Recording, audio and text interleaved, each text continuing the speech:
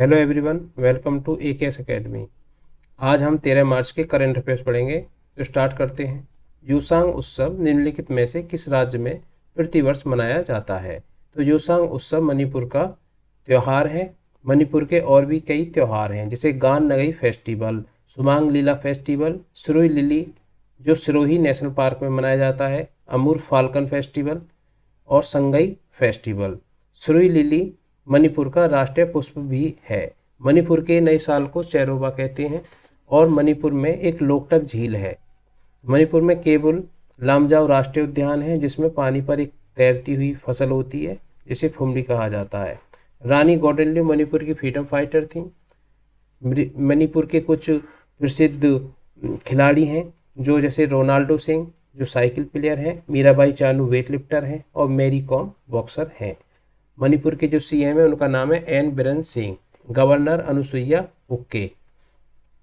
महिला न्यायाधीशों का अंतर्राष्ट्रीय दिवस इंटरनेशनल डे ऑफ वुमेन जजेज हर साल निम्नलिखित में से किस दिन मनाया जाता है? तो ये 10 मार्च को मनाया जाता है, इंटरनेशनल डे ऑफ वुमेन जजेज। और इस दिन ये जो दिन मनाया जाता है, ये इस उद्देश्य से मनाया जाता है कि महिलाओं का जज के रूप में योगदान बढ़े। महिलाओं की संख्या बढ़े कि वो और ज़्यादा हाई कोर्ट की या सुप्रीम कोर्ट की जो जज बने। तो इसका जो थीम था वुमेन इन जस्टिस और वुमेन फॉर जस्टिस। भारत की पहली महिला हाई कोर्ट की जो जज थी वो कौन थी? अन्ना चंडी। और पहली महिला जो सुप्रीम कोर्ट की जज बनी थी उनका नाम था फातिमा बीवी। लेकिन आज तक भारत के इतिहास में सुप्रीम कोर्ट की कोई भी महिला चीफ जस्टिस ऑफ इंडिया नहीं बनी है, सीजेआई नहीं बनी है। लेकिन आने वाले समय में ऐसा माना जा रहा है कि बीवी नागरत्ना भारत की पहली महिला मुख्य न्यायाधीश होंगी 2027 में। वर्तमान में सुप्रीम कोर्ट में केवल 3 महिला जज हैं, बीवी नागरत्ना, हेमा कोहली और बेला त्रिवेदी। हाल ही में निम्नलिखित में से कौन नेपाल के नए राष्ट्रपति चुने गए हैं?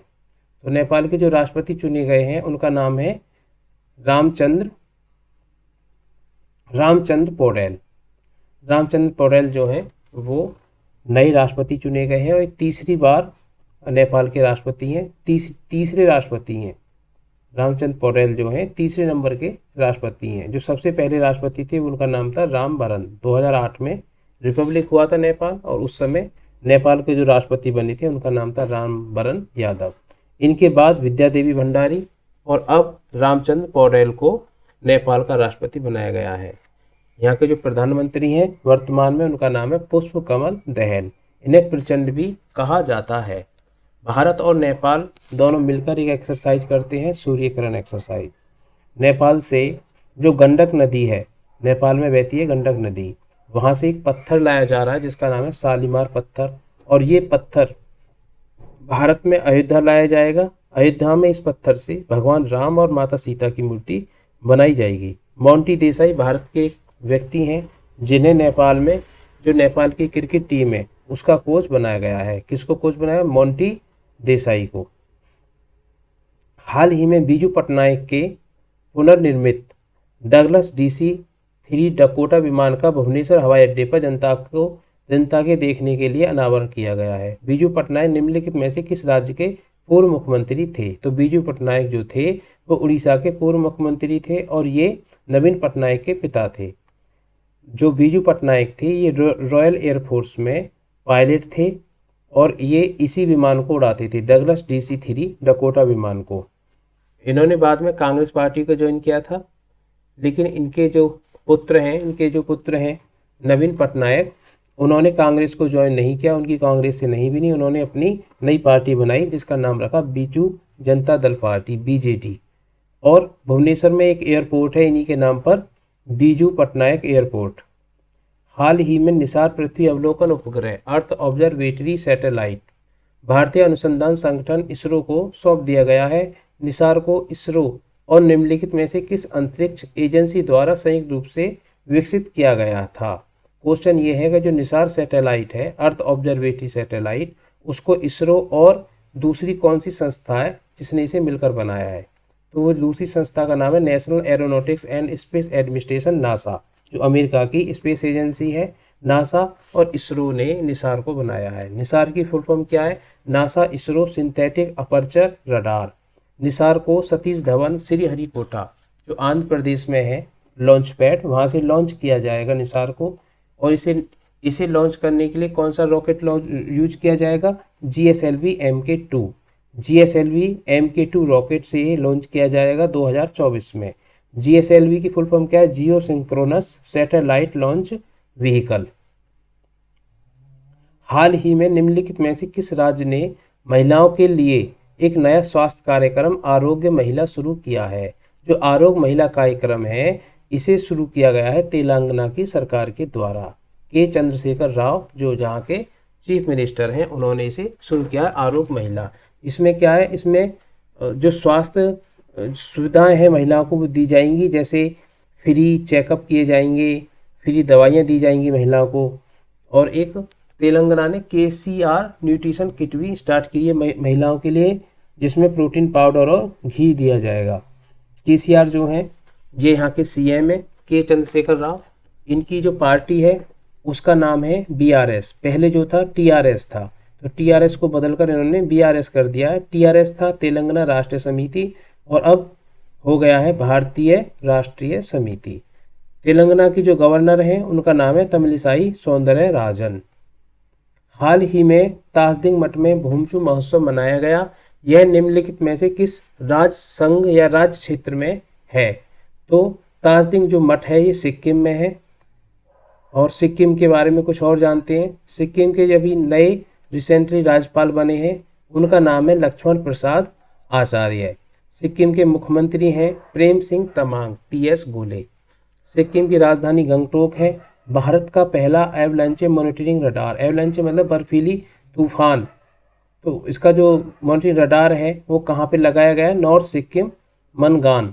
नॉर्थ सिक्किम को मानगान भी कहते हैं। स्कीम स्टार्ट की है एक सिक्किम में, मेरा रुख मेरो संतति। ये क्या है योजना? ये योजना ये है कि एक बच्चा पैदा होने पर सरकार 100 वृक्ष लगाएगी। मेरा रुख मेरो संतति के तहत एक बच्चा पैदा होने पर एक बच्चे पर 100 वृक्ष सरकार लगाएगी। मामले जियो हेरिटेज साइट है सिक्किम में।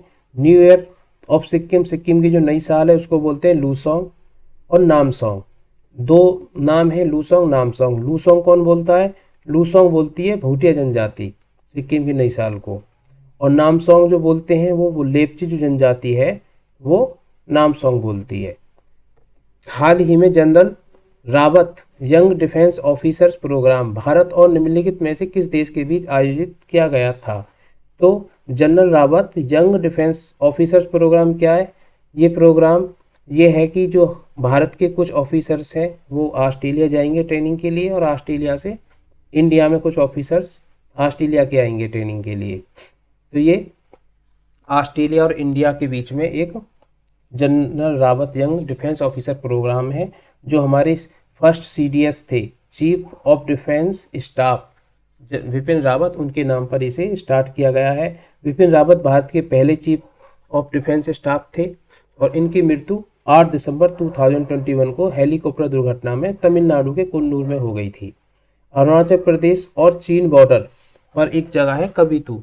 कबितू में एक छावनी है, उसका नाम विपिन रावत के नाम पर रखा गया है, विपिन रावत मिलिट्री गैरिसन, विपिन रावत को सम्मान देने के लिए। इतना ही नहीं, विपिन रावत के नाम पर नेपाल में एक मुक्तिनाथ मंदिर है, यहाँ पे एक घंटी लगाई गई है जिसका नाम रखा गया है विपिन बैल। और करंट जो CDS हैं चीफ ऑफ डिफेंस स्टाफ वो है अनिल चौहान। हाल ही में संघाई सहयोग संगठन SCO के सदस्य देशों के सर्वोच्च न्यायालयों के मुख्य न्यायाधीशों की 18वीं बैठक का उद्घाटन निम्नलिखित में से किस शहर में किया गया? तो ये नई दिल्ली में किया गया। जो SCO समिट है 2023 में होनी है वो इंडिया में होगी और उसका थीम है सिक्योर SCO। सिक्योर से कुछ फुल फॉर्म भी आपको याद रखनी है, जैसे S से सिक्योरिटी फॉर सिटीजन्स, E से इकोनॉमिक डेवलपमेंट, C से कनेक्टिविटी, R से respect for sovereignty and integrity और E का मतलब है एनवायरमेंट प्रोटेक्शन। SCO में 9 कंट्री है और जो 9वां कंट्री अभी कुछ दिन पहले ज्वाइन किया है वो है ईरान। SCO का जो हेडक्वार्टर वो बीजिंग है चाइना में, और SCO 2022 कहाँ हुआ था? समरकंद उज्बेकिस्तान में। हाल ही में परिचालन स्तर के अभ्यास टॉपेक्स 2023 का समापन अरब सागर में हुआ। यह निम्नलिखित में से किस देश की नौसेना के द्वारा आयोजित किया गया था? ये भारत के द्वारा आयोजित किया गया था। और ट्रोफेक्स दो प्रकार का होता है, एक एम्फीबियस जो पानी और थल दोनों में होता है, एक होता है सी विजिल, ये केवल पानी में ही होता है। हमारी नेवी के जो एडमिरल हैं वो है आर हरि कुमार। हाल ही में केंद्रीय औद्योगिक सुरक्षा बल CISF का 54वां स्थापना दिवस निम्नलिखित में से किस दिन मनाया गया? तो CISF का जो स्थापना दिवस है वो 10 मार्च 1969 को एस्टैब्लिश हुआ था CISF, तो 10 मार्च को ये मनाया गया। CISF हमारे एयरपोर्ट और जो महारत्न नवरत्न मिनीरत्न कंपनी है उनको सुरक्षा प्रदान करती है। CISF के जो महानिदेशक हैं वर्तमान में उनका नाम है शीलवर्धन सिंह। तो ये थे 13 मार्च के current affairs. Thank you for watching AKS academy.